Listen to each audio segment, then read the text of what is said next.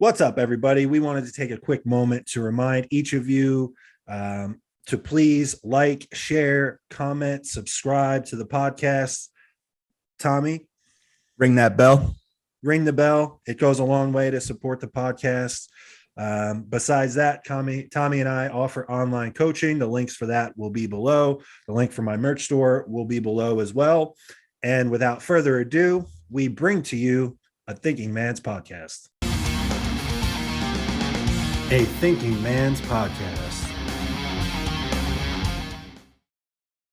What's up, everybody, and welcome back to another episode of A Thinking Man's podcast. As always, I'm joined by my good friend Tommy Stiles, and with us this week, we have the pleasure of speaking with top prep coach, IFBB pro, Jason Theobald.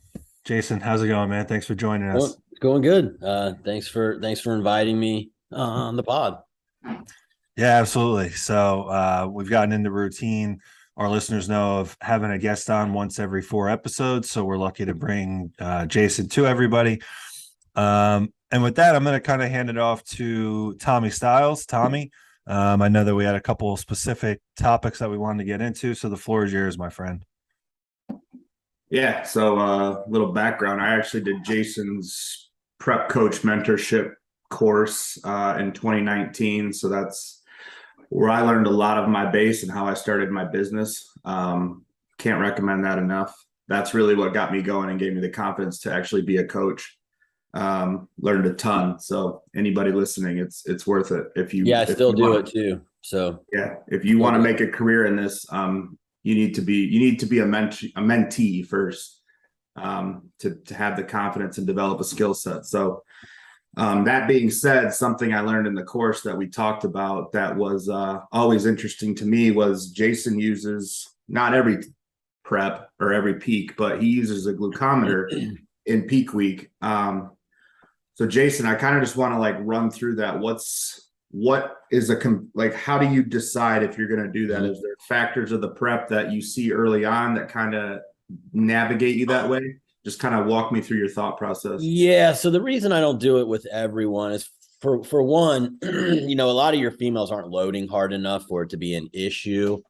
You could do it with them just if they want the data and you want the data, but it's a lot to ask of someone, especially maybe even if they're newer in the sport. They have to sit there and prick their fingers, 6-7 times for the day and get you feedback. So, it just depends how advanced someone is, but the more that I believe I got to load someone hard, the more that I want the data. So, if I got a guy and he only needs 300 carbs and he looks full, I'm probably not going to do it. But if I got a guy like myself who has to eat 900 carbs, I'm going to use it to basically take those numbers, and we look at our baseline in the morning. And that should be good. We've been dieting for 16 weeks. Your baseline should be in the 80s, maybe even high 70s. And then what we want to do every time we eat, about 5 minutes before we eat, take a reading and let's see where we are. Are we getting back to our baseline? You should be. But as you lose sensitivity, it's going to take longer and longer. And what's happening is the blood sugars aren't finding a home within the muscle cell. They're still circulating in the bloodstream. And if you keep just pounding food on top of that, that's where you can spill. So that's where we use it. So for instance, someone's 500 carbs in, it's 3 hours later, it's time to eat another 100 carbs, and their blood sugar is 118 still, but they woke up that day at 78. Well, for me, that's telling me that they might not need as many carbs as I thought. And number two, we don't need a meal right now with carbohydrates. We'll go protein fat, take the readings again in 2 or 3 hours and see if we're back down, and then have the carbs. So it gives you some data where you can adjust, your food choices other than just picks. I like it because, sometimes people just give you shitty pictures, right. And the lighting's completely different from what it used to be. So you're used to seeing them, in one way. And so, if I have to go pretty heavy on something, I like to have that extra data. And I'm not saying you have to do this. It's just something that gives you an extra peace of mind on the directions and steps you're taking. Where did you first get the idea to start doing that? From an old school bodybuilder, used to post on the message boards called Tipsta. Yeah, that's what he posted as. His name was Mark Rosemini. He was actually a natural bodybuilder out of Florida. Very, very outspoken. Sometimes the things he would say, the conclusion was right, but he always didn't get there completely the right way. But overall, like, he taught me a lot about insulin sensitivity, the importance of it, and then using a glucometer. But I'll tell you what, when he had me load, because he prepped me once, we didn't use it. And I think my highest load day was like 1,100 carbs. So I eventually started using it after I learned more about what these numbers mean, how you can use them. So then I kind of just applied it towards prep. I feel like possibly Chris Tuttle was doing it too.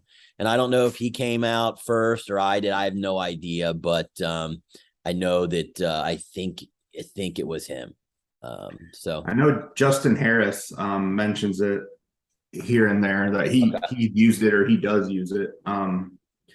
I learned it from you, and then I heard Justin did it with I believe Luke Sandow the one time he prepped him, but so to me, it makes pretty good sense. And then are you like tying that in? Are you using the scale at all with every set of pictures too, like with body weight? So you know what? like, I have people send it, but I mean, carbs. Go ahead. the only reason I'm worried about that is if we're trying to make weight. Okay. Otherwise, like, I don't care if you've only gained 2 pounds, but you look like you're 10 pounds bigger. You know what I mean? So, but if I'm worried about someone making weight, then yeah, we're watching that, and we might even not be able to load till after, and then you use it. But I don't use the weight a ton. It's a lot of pictures and a lot of feedback more important for me. So if you have someone that you're loading, and does this process, will it start further out than 1 or 2 days before the show? Will you front load someone like this? We could, but here's the thing. If you're doing a front load on Wednesday, you probably don't really need to use it. I mean, you're going to have 2 days to clean up the mess, right? That's the point of that type of style. This is more important if you're a guy like me who needs to load the day before, because you just won't hold it. And so you don't have any time to dry off in the morning. You got to get it right. So it just depends on, who's doing it. You could still use it on a Wednesday, but if you're front loading, I don't know that you really have to. Okay. Have you so can you walk me through one of what was like your best prep using it that sticks out in your mind as far as loading line? 2018 Kentucky. There was like 18 guys and I got second, so I missed the Olympia by 1 spot, and it's still the best I've ever looked. So what I did was I like to fat load myself. So I'll go into keto and maybe 130 grams, 150 grams of fat for about 5-6 days. Gets my body really insulin sensitive, gets the intracellular triglyceride stores up. And then that Friday before the show, I think I put down probably about 700 carbs. Used the glucometer, made sure I was good. I think I had one time where I was a little high, so I did my protein fat thing, weighed it out, it came back down, hit some carbs, and I had to do that a couple of times, but it was giving me the data that I needed to keep pushing forward. So it was a big deplete, keto deplete, high fat, and then a heavy carb load. And I would call that a back load because I do it right before the day of the show. Water for me is always kept pretty solid. So you're talking 2 gallons of water all week, and then maybe a gallon and a half on that Friday, even with the carbs. I just look better having it in than pulling it. Plus, if when you're loading carbs, I mean, this is kind of a different area of what we're talking about, but you need water to load carbohydrates. So that's kind of how my water looks when I'm doing this. I have had a few people that I pull it down to 3/4 of a gallon, things like that. Maybe they look like they're a little waterier, they hold a little bit in their kidneys. But all in all, I don't go super low water as you may think with the high carb. Jason, let me ask you. So with this process, obviously, I could ask you a million different questions. With all this stuff, the answer is always like it depends, right? Context is king. What was this person doing during their prep? What does this person respond to? But for the listeners, as kind of like a general blueprint to it, let's say in an ideal situation, like you're working with a male bodybuilder who's pretty heavily muscled, and you have this guy like skinned out ready at 2 weeks out. Yep. What's your ideal process to landing that plane? Like, is it earlier in the week load, at a week out? Is it that later load that you kind of let the glucometer lead the way? If I'm lucky, there's a few things of data that we'll be watching coming in. I'll eventually be refeeding someone. And so we can start to get data about that. Do you look best the day after, or do you look best 2 days after, or 3 days? So I start asking those questions, ask for pictures. Number two, if someone is ready early, I might just go ahead and peak them, throw 600-700 carbs in if I think that's what they need. You said a pretty muscled up bodybuilder. Use the glucometer, get them used to it, and see how we do. Obviously, if you can test it, test it. And I usually say, as long as someone's 95% ready and you do it 2 weeks out, you'll be fine. And usually that surge of carbs and chilling gets them even tighter. So I don't really have a problem with kind of testing it early. So that's what I would do. And then at that point, now I know if, okay, they look the best day after load. Okay, it's going to be a back load. No, they need 2 to 3 days. Okay, it's going to be a Wednesday. And then we can employ the glucometer both times. Obviously, if you use the glucometer on Wednesday, it's better because you're going to have less mess to clean up, because you're going to have more data to not spill. But technically, the whole point of a Wednesday load is to kind of spill and then clean up as you go. But that's what I would do with that scenario. Yeah. And then is that, you talked about like that 18 Kentucky prep, I think for you, is that kind of how it played out for you? Now I know it might be totally different when you kind of have the reins for yourself, but kind of talk me through that a little bit. Cause that's, I mean, you kind of brush past that, but being a spot away from the Olympia, I mean, that's a lot further than most of us are going to get on a competitive stage. It was a tough pill to swallow. And then after that, the ex-wife told me I had to retire, and I just haven't really been able to kind of get the momentum back that I had with the physique. So,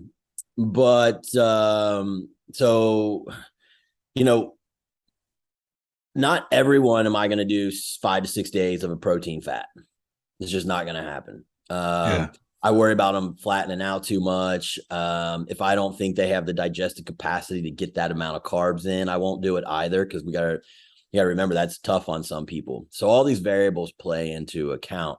If I'm not able to deplete you in a decent amount of manner, you're probably not going to need as much carbohydrates, so it's more of a moderate approach. So, do I do this with everyone? Nope. It's where I pick and choose based on what I'm seeing going on. Yeah. Yeah, that's an interesting process. And then, so do you find that a lot of, because I know you work with a lot of females too, and that level of muscle mass kind of is going to determine like that high end food total. Yeah. This is just when Tommy was telling me about this process that you have, I was like, man, that's the first thing that we need to ask him about, because it's just another way to skin a cat. And it's one of the things that I haven't heard a ton of people. You mentioned Chris, and I feel like I remember him using a glucometer, maybe a couple years back for peaks. But so you had mentioned kind of the guy that kind of helped you with that. How, from that point, what were some of the tweaks that you made to kind of make it your own flavor and your own spice? Because I'd imagine the way that he was doing it when he showed it to you might have been different than what you eventually have come to at this point. He never gave me the nuts and bolts on how to load using it. His big thing was, test your insulin sensitivity, your morning, postprandial, see where you're at, all these those factors, know it before you're going into prep. want it reset then, et cetera, et cetera. So he never really like told me the exact nuts and bolts. Once I played with the glucometer more and understand the data that it's showing me, that's when I started to kind of piece together the best way to do this. So, you know, it's like, all right, well, you need your baseline. You got to have something to compare it to. All right, well, we need a reading before you eat again to see, is it time to truly eat again? So it kind of just grew out of the more knowledge I had, the more that I was able to then apply it to a peaking process. So if you get that 5 minute before a meal reading and it's high, are you having them report to you, or did you give them like a protein fat meal to have? It's a good question. I have them report to me in text, but I also give them instructions on a peak week that says, hey, if this happens, you know, we're going to hit, you know, 30 grams of protein and 16 fat and weight, and then go again, something like that, you know? Because I got to imagine if this is something you're doing with a client, the communication is even more extreme than a normal peak. Like it is 10, 12 times a day, you know, like, yep, it is. So it sounds like it's actually pretty fun though, to load someone that, like, this would probably apply to me. I think when I was in your class, I had told you about how I started loading on a Wednesday and was having 12 cups of rice every day leading into the show. But what I ran into is what you mentioned earlier. With my stomach can only my muscles can hold more than my stomach. Yep. So, and I would have been curious to run the glucometer then when I was doing it, but I also think I had been over depleted for too long, and there was just no way I was going to load in that short window. So, have you ever? I'm sure when you were fine tuning this, did you ever like pull someone down too low and then you just couldn't fill them back out going into the show? Yeah, I mean, you know, that happens occasionally. It's going to happen to every prep coach. You know, Absolutely. I guess you underestimate how depleted they are, and then, you know, you set out the plan that you think is going to work the best, and then either because of their gut, like you mentioned, or just sheer time that we need to digest and get food, and that we run out of time. So yeah, I've had that happen. That's why, you know, if I think someone's really depleted and I want to do this with them, they might only get 3 days of protein fats, maybe 2 days. And then we do it. I just know for myself, I do pretty good on 5 to 6, and then I can really super compensate. And I can usually get around 900 carbs in without much of a problem, stomach wise. Now fats are lower because I already loaded them, and protein's not that high either. I mean, maybe, you know, enough for lean body mass, but you're just basically eating carbs those days. What carb sources and fat sources work best with you, have you found? Yep. So fat sources that work best for me: almond butter and peanut butter. I just go back and forth. I don't have any issue. Almond butter obviously has a little more omega-3s for inflammation. Peanut butter has more omega-6s, so I wouldn't go all peanut butter. But I usually just use almond butter, peanut butter, and then, you know, the typical meats that everyone eats. And then as far as carbohydrates, I don't do well with the high fibrous ones in too much quantity. So I'm not loading with oats. I might do a little bit of sweet potato, but you're gonna get more fiber. I like cream of rice, jasmine rice, and rice cakes. Those are my best. And those go down the easiest. They digest easy, and I'm ready to eat in 2-3 hours, which is what I want. So that's what I kind of stick with personally. And I'm guessing protein is minimal. Your typical, you know, chicken, turkey, steak, egg whites. I even leave a whey protein powder in because I own New Ethics and I know how pure our powder is. So I use a protein powder. If someone's using a protein powder with 28 ingredients, I'm like, no, drop that shit. But ours has 4. So I still use a whey isolate too. Do you lower the protein during this load? Oh yeah. So like, if, you know, the 900 that I put in would be, I would maybe get 170 protein, just whatever for your lean body mass. I compete at around 185. So I'd assume I'm 170 5, somewhere around there. So yeah, you don't want the protein high. I mean, we're dieting on 250 or more. You don't need it that high with the 900.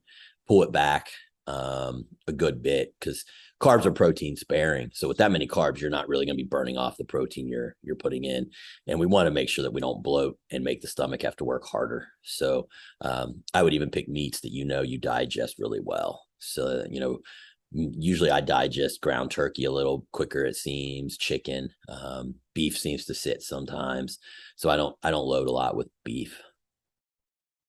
Now, Jason, this process, I'm kind of enamored by this whole process. I'm super like data driven as well, probably too much sometimes. So this is always super interesting to me. But I'm curious, just like less X's and O's, but more so like the first time that you ran a client through this peaking protocol and it worked.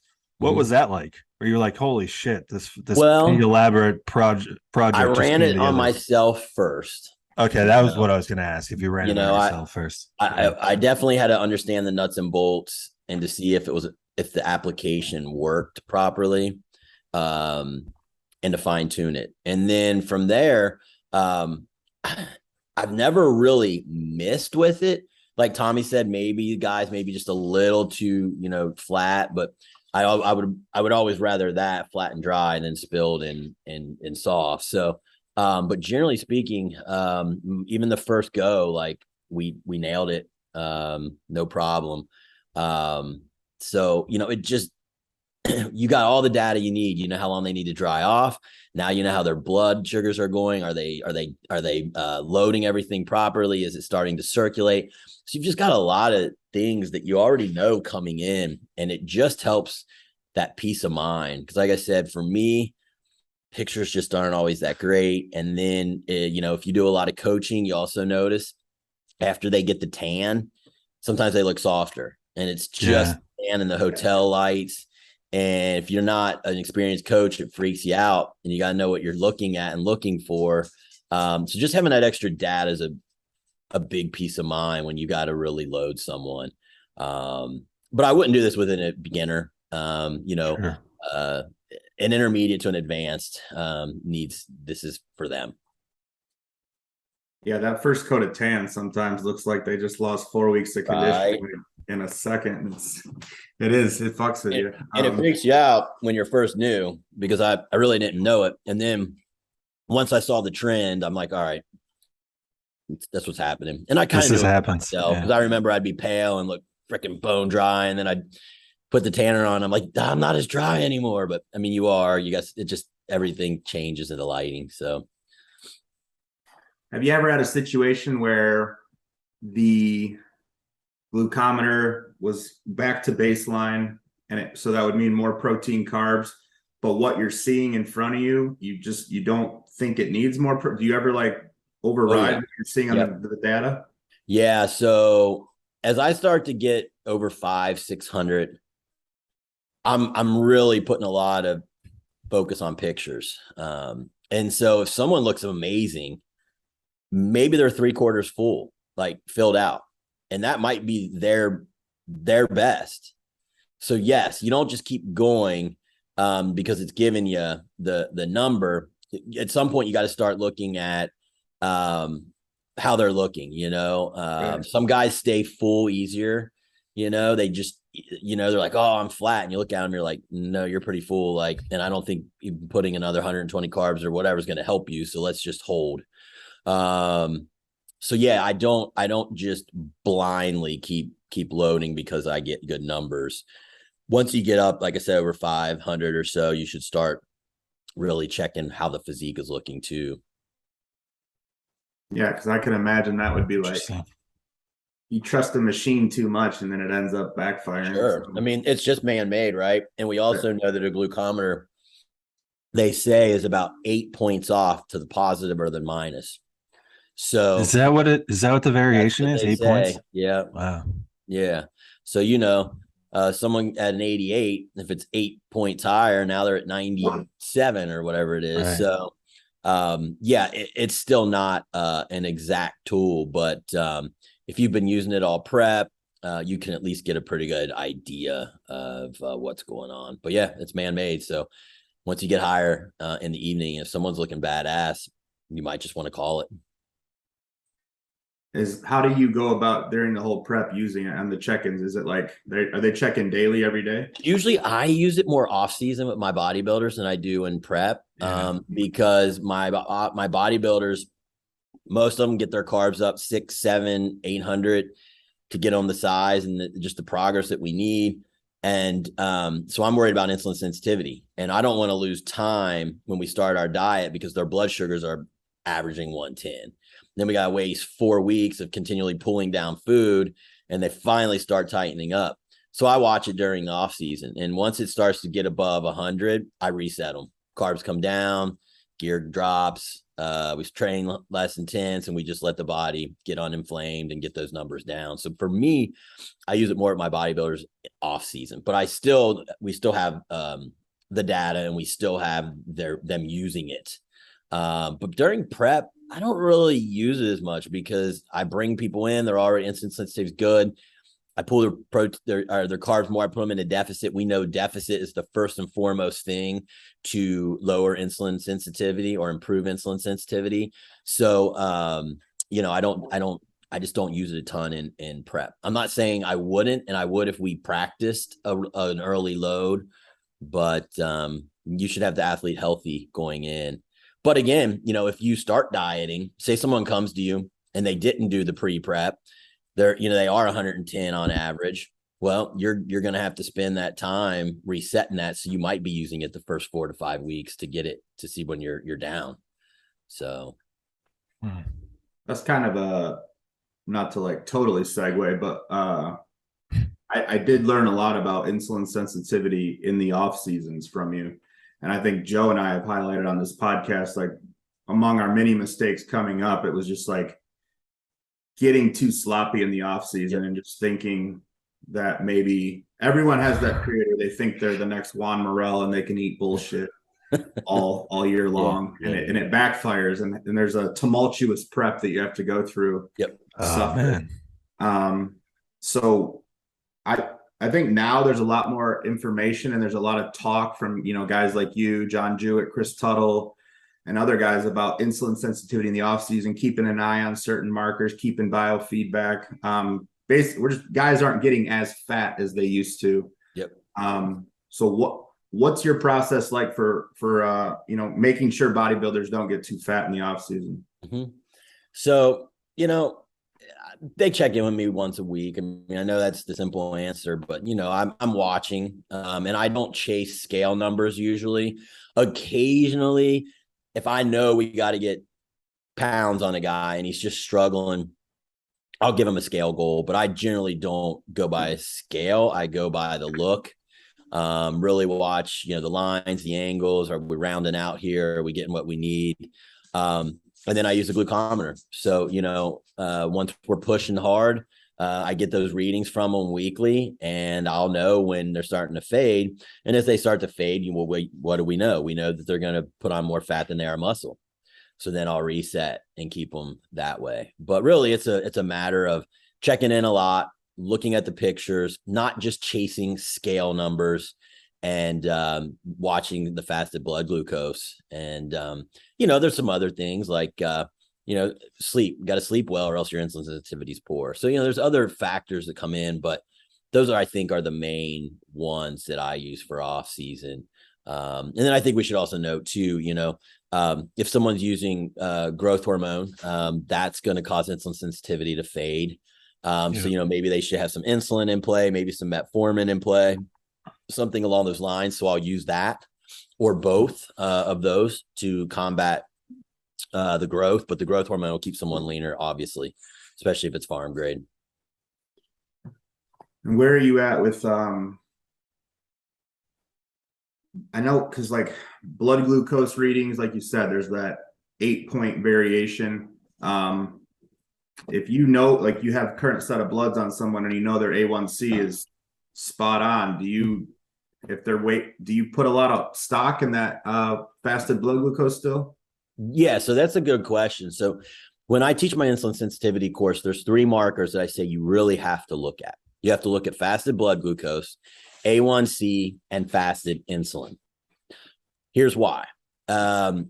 You could be faded insulin sensitivity wise, and your insulin's at 30, but right now it's still cranking out. So it's keeping your blood glucose at 85, and it's keeping your A1C at 5.2. At some point, that gland, because it's overworked, is going to crap out. Insulin's going to fall, and now those numbers are going to skyrocket. So we got to look at all three numbers to actually get the full picture. So you can't totally rely on fasted blood glucose only. And, then there's also something called dawn phenomenon. And this is like a stress response. And so people will wake with, 100, 105 blood glucose, but then once they hydrate and eat, now they're down to 90, 88. And so, that's another situation where the insulin sensitivity might not have faded. We got to work on stress. There's something that stresses them as they go into bed, as they are, maybe their cortisol is high, whatever, and look at that and fix that and get that down. So no, you really don't want to rely on just fasted glucose. If we're talking about really looking at insulin sensitivity, we really want all three of those numbers. But fasted glucose is a nice number to at least give me something without making them run bloods every week. You know what I mean? But you should get some blood work in there. Usually for me, my guys, I make them give me blood work about the 8th week into a health phase. And we just take a look and see where those three numbers are, along with, a slew of other things, CRP and thyroid and, kidneys, all that stuff. Jason, you mentioned you mentioned like metformin, insulin, some of these like preventative strategies that we use for glucose management. So I thought it would be interesting to hear your perspective on that. So we just did an episode on insulin. I feel like there's kind of two camps in our industry now at this point, where there's a camp where people use heavy insulin protocols as almost like this exotic additional anabolism like protocol. And then there's other people that kind of just see it as a glucose management strategy. And that's pretty much the extent of it. So I'd be curious to hear your take on it, and how you think about implementing insulin with a client. Yeah. Okay. Well, insulin and or metformin or any other strategies. It's going to depend on their goals, but generally speaking, I like to start more as a blood glucose management / pump provider. So I like your Humalogs, Novalogs. I prefer those, eat your meal, wait 15 minutes, hit it with some GH, get to the gym in an hour. Now you're pumping in your intra workout, your creatines, your EAAs, your citrulines. And we're just trying to get that muscle as full and round as possible. And then, you can put a little after as well, because, usually our biggest bolus of carbs are pre, intra, and post, at least for me. So then you can put, maybe if you did 6 IUs pre, cut it in half and do 3, hit it when you get home, and then have your meal. That's about as the extent that I get. I don't get into these protocols with 10 to 20 IUs a meal. I get it. Those will create mass monsters. And if I have someone that's wanting to grow super fast and they're okay with potentially fading their insulin sensitivity, because if you're putting it in the body 6 times a day, it's going to fade. It's not going to get, your insulin sensitivity is not going to get better. So, but if you're only doing it once or twice a day, and then on training days only, that's where it's going to work more for glucose management. And then a little bit of, anabolism, plus again, that getting that rounder look to the muscle as we train, and getting that pump that's just kind of like skin splitting. That's what I try to get for my guys. So that's kind of how I work it. Metformin could go anywhere from 500 mgs to 1500, just depending on them and how much GH they want to take. I've had guys who want to do 8 to 10 IUs, and I tell them, I say, well, you can do that, but I guarantee at the end, you're going to have blood glucose issues. We're going to have to take 2 months to fix it. So if you want to do that, that's fine. Let's crank 1500 met. We'll use insulin. Hopefully I'm wrong, but usually I'm right. And I know there's plenty of pro bodybuilders who were 10 to 20 IUs all their career, and now they're type 2 diabetics. So, you gotta play it smart. You gotta look at longevity and use enough to get the result, but not go crazy with it. And so the only time I ever use insulin every meal is if I'm trying to reset someone's insulin sensitivity and I use only like 1 IU a meal. And what that's doing is giving the beta cells a chance to rest. Yeah. And that's going to help sensitivity. Now, I just told you taking it every meal makes it worse. Well, yeah, if it's 10 to 20 IUs. If you do 1 with these meals as you're trying to reset, it'll help get the blood glucose reset and let the beta cells chill out for a bit. That's the only time I do that. And I do that last case scenario after we've tried keto and everything else to reset. That's kind of like what we talked about on the insulin podcast we just released is, would that be a case where someone's definitely they're not using growth hormone, so you would be using only insulin with them, right? Yeah. I would pull growth because we're having such a hard time of resetting sensitivity. Right. So I'd pull the growth and just use, like I said, small doses. Yeah. I've done 2 IUs with people, but I'll start at 1 IU and just see if we can get the result we want. Keep them in a deficit, get some HIIT cardio in there and just see if we can get that thing reset. And then I get that insulin back out. Are you, where are you at with basal insulins? I know we talked about that a few years ago. I don't love it. To me, I've seen a lot of guys get fat on it, even ectomorphs. And again, there's a constant trickle of insulin all day. So that is going to cause you to lose sensitivity over time. So if you are going to employ it, I wouldn't employ it long. I would use it as a tool to maybe bring up a weak body part, 4 to 8 weeks. But I wouldn't rely on it. Whereas like the Novalogs and things, as long as you're not taking 20, 30, 40 IUs, you can do that pretty much almost all year if you're checking your blood glucose and everything's, looking good. So, those smaller doses allow you to extend it, and take it longer and stay healthier. Yeah, because I know that's another thing that's 2 camps is like some guys are pro the basal insulins. Some guys are like not against them, but not like huge proponents of them. Yep. I've used higher amounts than I use now. And I definitely think a little bit, just like with a fast acting, a little bit goes a lot longer way than a higher amount. Because I could see myself, even as a hard gainer, I can put on body fat in my hard spots, like my love handles. Yep. If I kept like Lantus too high for too long. 100%. Yeah. And I'm the same way. I don't, for me, I know you're not my age, but I'm 44 now, and the low back is just, it takes more work to stay lean. So I'm sure I would put it on right there too if I hit that Lantus. You mentioned not watching the scale in the off season with bodybuilders. I think that's something that took me so many years, probably till this year, to like actually comprehend that there's other metrics to watch besides that scale going up. That's now, obviously, I'm trying to convey that message to my young guys and girls, because when I tell them like, all right, it's time to pack on size, their brain immediately goes to the scale. So what do you do to kind of like redirect their brain and get them off of like, because as a guy, like most women don't want to see the scale go up. No. And as me, my whole career, I've been pissed if the scale's not going up or if it stayed the same or whatever. So how are you redirecting their mindsets? So I do track weight, but I let them know this is one tool. And as I said kind of earlier, I'm never scale goal driven, because that's just a good way to put on fat. Like we get so stuck, you got to get to 255, you got to get to 255. Before you know it, you got their carbs at 1200 because you're trying to get to 255 and they're just a fat shit. So I don't set scale goals.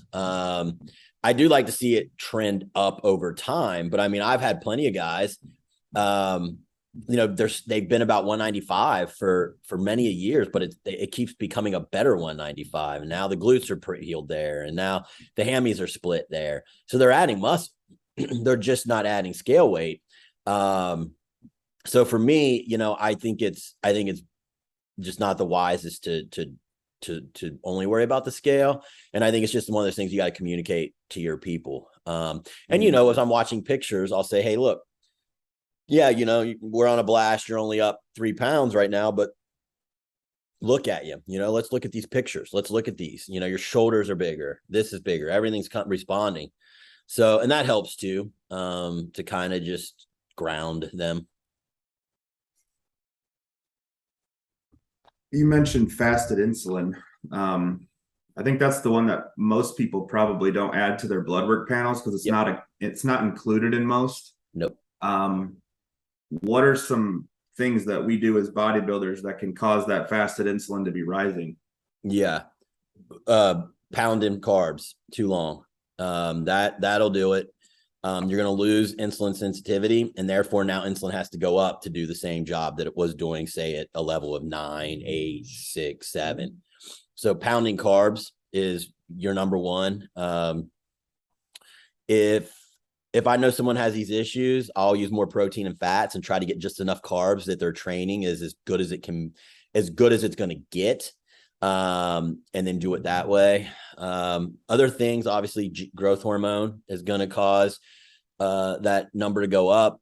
For the listeners that don't know maybe why, growth hormone liberates fatty acids and carbs into the bloodstream. Well, now if there's carbs constantly in the bloodstream, you're going to be trickling out insulin all day. So that's why GH over time affects insulin sensitivity, and that's why the more you take, the worse it will be. So GH and then insulin use, using a basal, too much of it, too long, keeping that trickling in is going to make insulin sensitivity worse. So you could see that number rise. Poor sleep will do it. Poor sleep will definitely fade insulin sensitivity. So that insulin number will start to rise. So if we got someone who needs a CPAP, you might see their insulin pretty high until they can finally get their sleep under track. I've seen too, especially when guys are new to the machine. Mm-hmm. I've seen so many times where blood work or blood sugar, any of the things that we were just talking about, are skewed when a guy is new to getting a CPAP, because it's just a difficult transition. Oh, yeah. Even if it says you're getting sleep, man, it's a difficult thing to switch over. So I see that. It's funny that you mentioned that, because I'm dealing with that with a couple guys now who are new to the machine, and they're like, man, it's just a different thing. It's such a struggle. And then it's reflective on the blood work. Yeah. And we know there's studies that show even one night of impaired sleep can have an effect.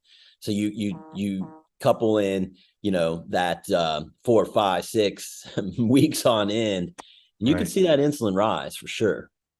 Yeah. Hey, while we have you, I wanted to transition to something else. So my first time meeting you was a couple months back in Nashville for the PEC 6 seminar. Yep. And so coming there, I was really kind of blown away by the way that you and the two Jeffs do things. So I kind of wanted to ask about the Excellence Cartel. It's you, Jeff Black, Jeff Sue. Yes. I kind of wanted to just ask about kind of the genesis of that, how that how all that started and how that came to be, and then what are kind of the big picture goals that you guys have with that? Like what's down the line maybe that people don't know about yet with the Excellence Cartel? So the way that all came about, Jeff Black and I have been friends for years. I've been his prep coach. I was Jeff Sue's prep coach.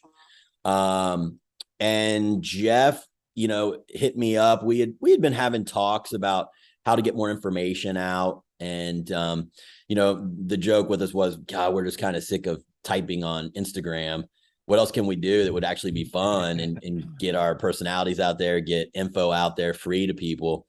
And so, he said, well, let's do a pod. He's like, I'll be the guy that records everything. I'll get us up on Spotify, et cetera, et cetera. I just need you to show up. And I said, okay, I'll be there. And then he's like, what do you think of Sue? And I said, yeah, I think, he's quirky. I think he'll have his own things to add. I think it'll work well. So that's kind of how it grew. I think Jeff came up with the title, The Excellence Cartel. And then, as we got episodes going and we started talking to more and more coaches, we were seeing that there was a desire for us to travel around and put on seminars. So we tried it in Nashville because that's where Jeff is. I mean, he has a gym, so it was low overhead. And I think our first one, we had like 30 people. So we're like, okay, all right, there's something to be said. And everyone was very happy with it. So now we're kind of like in that range where we're doing like 2 a year. We already did 2 this year. So no more for this year. But I guess the thing that maybe a lot of people don't know is we're looking at Tampa in like January, February to have a seminar there. There's a lot of bodybuilders and physique enthusiasts in Tampa, and we think it's a good market to hit. So, and plus, you know, I live in Kentucky, so in January, February, anytime I can get to Florida, I'm gonna be happy about it. So that's coming down the pipeline. I don't think there's anything else that's you know, earth-shattering news of something that we're gonna do. Weather's nice in Phoenix, Jason. You can come out here. Yeah, I've been there, and yes, it is. So we may eventually do one there as well. Yeah, you don't got to shovel sunshine. You have a venue for us? I don't think my gym would be Big enough? maybe. We'd have to like close it down for a few hours, but it's definitely big enough if we closed it down. I haven't been to one of them, so I don't really know the layout or the format of what you guys do. We usually get about 40 to 60 people. Yeah. And then, you know, we sit tables up that sit, you know, 2 to 3 at a table. And then we have a projector / screen. And we usually bring that. Then that's about it. Yeah, I mean, it's a pretty good bodybuilding area out here in the valley, so there's definitely a venue if that's an option. Yeah, sure. And where are you at with like some of the? I know you're offering a lot of classes right now. You still do the mentorship stuff. Yeah, so I'm still doing the mentorship. I have an introduction to functional nutrition, basically. I mean, I teach you how to flush. I teach you how to deal with inflammation. Teach you how to deal with PCOS, Hashimoto's, post-birth control syndrome, all the things that I see, so that coaches can take that next jump to the next level. I price it lower than what most guys are doing. I'm $1,000 a month, and it takes three months. There's actually 16 modules, so if they want to stay on for all of it, it'd be 4 months. But I am taking a few more right now. I also sell classes. I teach classes. So I got one coming up on how to train and program the menopausal woman. I think I sold almost 29 seats for that. And so what happens is when these classes are done and I'm done teaching them live, I put them in a bundle and people can buy the bundle. And I have a bundle right now of 6 and they can get it for $500. And it's got like insulin sensitivity, how to read a GI map, I think is in there, my gut protocols, to name a few. I can't think of all of them, but I have those 2 offerings in terms of education. Yeah, it's cool. I mean, obviously Joe and I are pretty learning driven, but the cool part is when I've learned things from you and then I've been able to apply it and see it happen. Yep. In front of me with different clients. So like just the other day, I tagged you in that Instagram, and that's something I've done probably every prep at some point is someone gets stuck. They're in an inflammatory state. Weight starts trending up. Hunger goes down in prep. So we pulled training, pulled cardio, kept steps in, lowered the protein by like 30, 40 grams and replaced that with carbohydrates. Yep. And then we got a 4-pound drop over 3 days. So it was just like magic. So I wanted to ask you, where did you make or come up with that idea to start doing that? Well, the more I thought about like what's going on in the body at that time, and it's the stress of the low food, it's the stress of the training. I mean, let's call it what it is. A bodybuilding prep, if you're doing it right, is calculated starvation. I mean, that's what it is. So to me, I started thinking about what's causing this. Well, cortisol's rising. That's probably one of the biggest culprits. And how can we get this down fast? Well, you got to do exactly the opposite of what you're doing now. And so it just seemed like a logical thing for me. And I just tried it and it worked with pretty much everyone. So it's just one of those things that became part of my arsenal and, a tool in the toolbox. And now it's one in yours, Yeah. Yeah. It's just been really cool. That one works literally every time. Like and then the client's blown away by it because they're like, "What? I'm eating less and not training." Yeah, they think you're magic. So that's cool. And then I know you just opened up the hormone clinic. I did, yeah. That one's cool. AdvancedVitalityHRT.com if anyone wants to check it out. This is long overdue for me. We treat men. I mean, the men are easy, but really I was seeing the shit show for women's TRT. I just had another one. Dr. Ezra on 20 mgs a sip. You can't do that with women. That shit builds up. SIP's meant to build up. Her testosterone was 294 and she can't lose weight. Well, when women's testosterone is too high, they get puffy, they get inflamed. So, it's not like, oh, high test, now they're going to cruise. No, we got to get them to high optimal or normal to optimal. And so I was seeing that left and right. And really what the dose should be is about 3 mgs of prot twice a week. And that way it doesn't build up. And that keeps most women around 80. So we're still letting them go above the 60, but we're keeping them under 100. So I was just seeing a lot of shit out there. And I was just like, it's time. Like, I know I can do this better. I can hire the best nurse practitioner for this, which is what we did. She's a female. She's on HRT. She's had her health issues. She's been through Vince's schooling, Vince Pitstick, my business partner in New Ethics.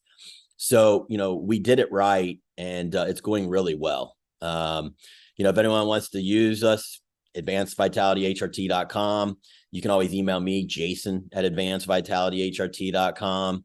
And we also will run labs for coaches. I know it's hard sometimes to get labs.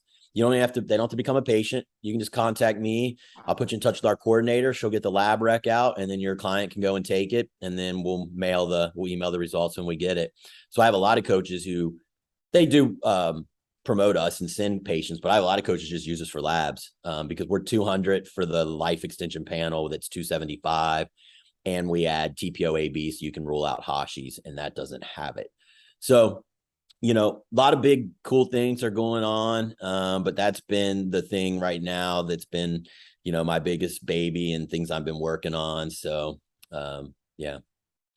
Do you carry DHEA? And if you do you carry the 7 keto version for females? That way there's no potential issues to run into PCOS.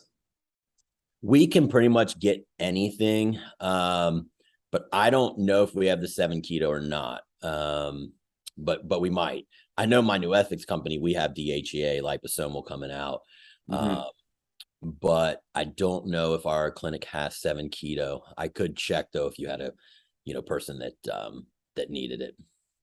Well, it was just something I learned because the regular DHEA, I mean, women like that 8 to 12 week mark, they can start getting PCOS like symptoms. Yep. So I actually had to, and I learned that, in your mentorship, is I had to fix PCOS, and I kind of indirectly caused it because I wasn't aware of the DHEA the person was taking wasn't the 7 keto. So, but now I have several clients that are on that, and you can run that year round without issue.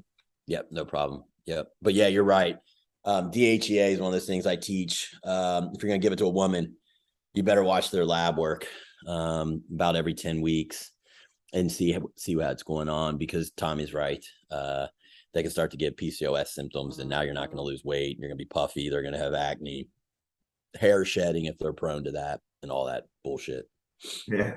It's a nightmare. So, I think we're just shy of an hour, Jason. I know you're a busy guy. I don't want to take up too much more of your time. I think we jammed a lot of info into an hour. So before letting you slide though, you're not getting off that easy. So when we have guests on, I've tried to make it a point as kind of like a final send off to ask you or ask each of the guys that we have on, if you could share with the listeners what has been the best advice and the worst advice that you've ever received. That's a good question. Is it in bodybuilding or just in life in general? Just in life. In either's fine if you have one for you. I think the best piece of advice that I ever got is that if you put your mind to something, you can do anything. My dad instilled that in me from a young age. If I was belly aching about trying to get something done, he'd be like, well, you're not putting enough time into it. You're not thinking about it enough. Worst advice I ever got was probably in the bodybuilding world. I had a coach who, when I was a bantamweight, put me on 390 grams of protein, 80 grams of fat, and like 60 grams of carbs to start the diet. and my body just did nothing. Like, I mean, I'm following that thing religiously. And I mean, I'm like 9 weeks in and the skin folds aren't dropping. And, so I started talking to some other guys and they're like, yeah, dude, drop your protein to like 200, put your carbs to like 300, put your fast to like 40. And I just freaking tightened up like no one's business. So that was some really bad advice. And the fact that he thought that was a good plan for a guy who's 143 pounds was just ridiculous to me. So no surprise. 3 grams per pound of body weight. Yeah. Diet. No surprise with the worst advice coming from a bodybuilder's coach. So, man, just reflecting on all this, it sounds like a lot of good things going on. And after speaking with you, more closely here, I can see why it seems like, IFBB Pro, top coach, hormone clinic, coach, classes, all this stuff, new ethics, all these things.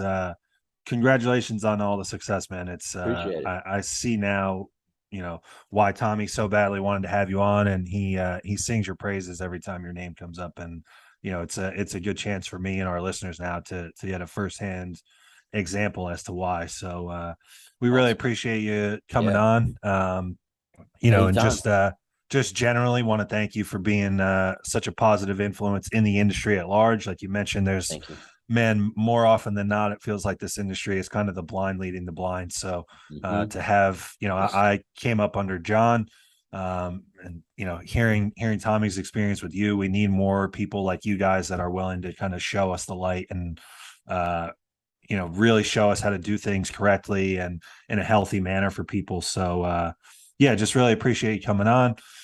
For Tommy Stiles, that was Jason Theobald. I'm Joseph PIRCHER. This was the Thinking Man's podcast, and we are out.